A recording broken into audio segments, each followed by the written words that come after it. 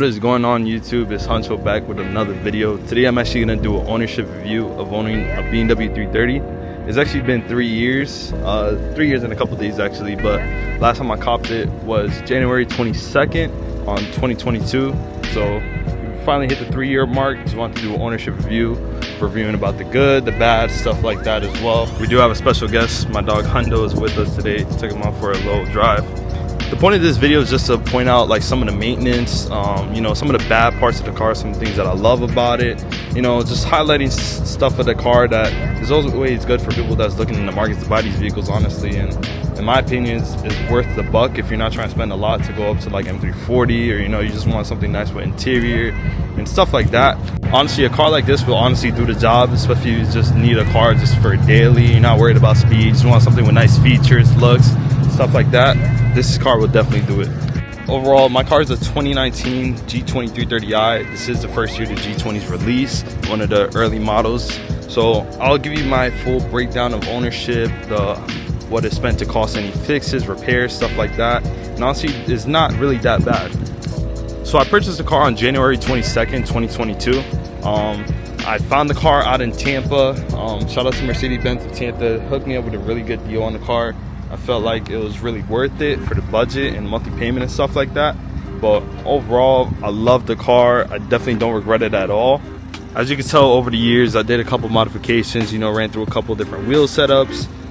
Overall, just always changing the appearance of the car. But one thing I really loved about the car that really sold me on it was the interior, for sure. Interior plays a huge part. I don't care what nobody says. If you're in a car 24/7 driving, the outside is gonna matter, yeah, but it's the interior. Performance wise, it's not a bad vehicle at all. It's decently quick, has a lot of torque. It's fun for daily driving. Obviously, you're not going to be the fastest out there, but it is a decently quick vehicle. All I have done to the vehicle is just a downpipe. I have the Boom Out Stage 2 tune, got the dining and cold air intake, and I did the muffler delete for sound. But overall, I like it. It satisfies me. I'm not going to be the one trying to be the fastest one on the road. And everything I'm just saying, it's just a nice daily just to have. So one of the biggest questions is, why did I cop a 330? Now, I was young at the time. I just graduated high school. I was looking around for a car, sold my old car, and honestly, I was in the mix between a couple different vehicles, whether it's like American, like a Camaro, or sometimes even a BMW. I was all over the place, honestly, and I just wanted to look something that will satisfy me and fits me best. Now, with the G20 330i chassis, I love it. This is the first year it came out, and I was one of the first ones in my area with it. And I love the way it looked, the color, everything about it. This color is called Portamo Blue Metallic. It's super nice. I love how it hits in the sun. Another key point that sold me on the car would definitely have to be the interior. I love the interior, especially with the packages I got with the car. I have the heads-up display, have the Harman Kardon sound system, got the digital dash, ambient lighting, so many features. And the MSRP of the car off the window sticker is pretty high. It's up there in like in the mid 50s. And I got the car for a good price in my opinion, and I love it. What I have done to the car is a dual slat carbon fiber front and grille, have the M Performance gloss black side skirt, have the Koenig hypergram seats. I've ran through a couple different wheels on the car so far during the 3 years. Overall, I try to keep it simple. I love the gunmetal look. It's one of my favorite colors, especially hitting with the blue. Have the M Performance mirror caps. I did a black roof wrap, and as well as going to the back, have the Keys Motorsport carbon diffuser. I did the M tips. I'm actually going to be switching those out. One of the sleeves did end up falling off. I did purchase it used, so what can you expect? Overall, I did purchase a AA concept spoiler for my buddy, and yeah, it's pretty much simple. I love it. I'm more of an OEM plus type of guy. I try to keep original. Heading over to the engine bay, what I have done, like I said, I'm a real simple guy. All I did was a dining carbon fiber cold air intake.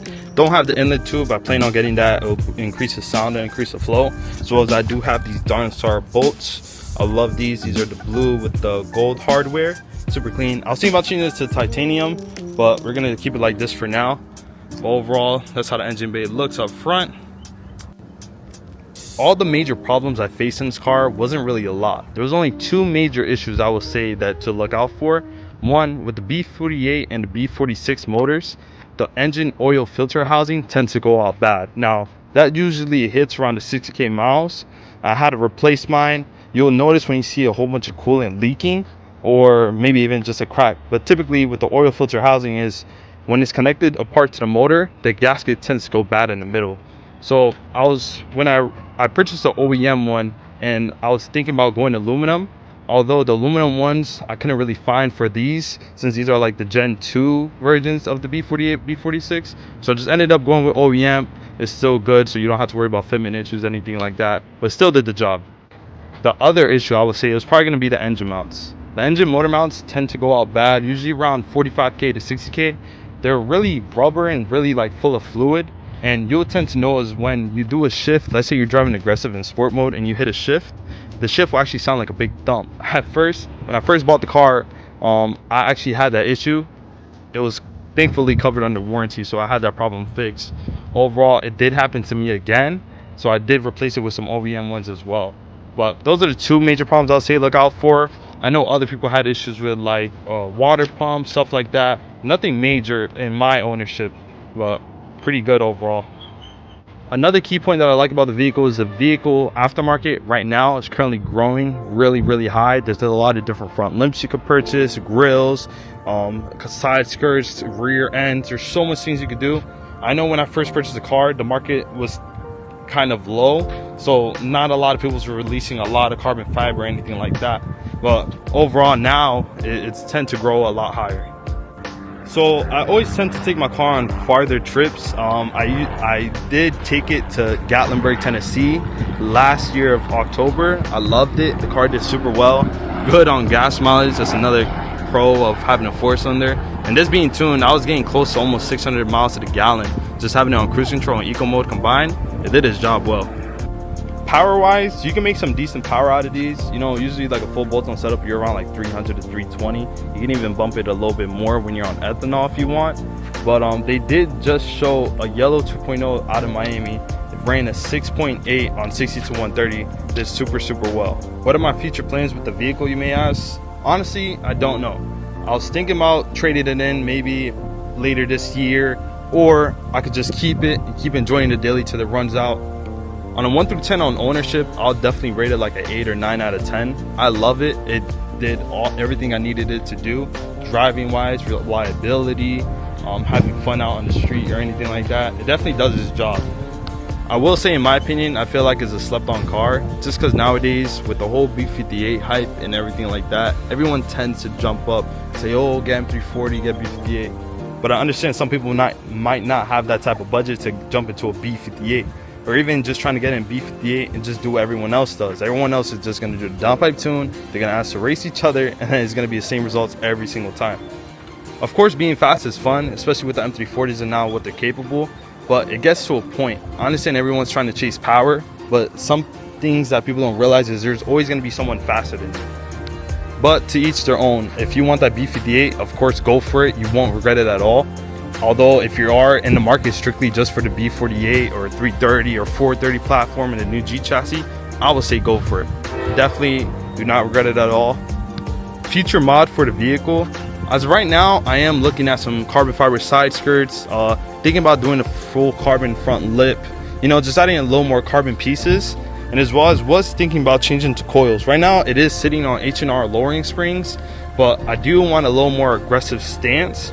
So I was thinking about the BC. I did get a good deal on those, so I might check it out for the BC racing ones, the extreme lows. I feel like those will make the ride more comfortable, more stiff, you know, just to do its job, honestly, and honestly to fix the fitment. Shout out to Kissimmee Police, super chill. Let me finish up the video. But overall, that will wrap up the G2330i ownership. Like I said, just making a quick little ownership video of how it's been over the 3 years, and I said it did me well. I hope you guys like my opinion on it. If you guys have any questions, I'll be more than happy to answer them in the comments below. Keep subbing, keep liking it up, more content on the way.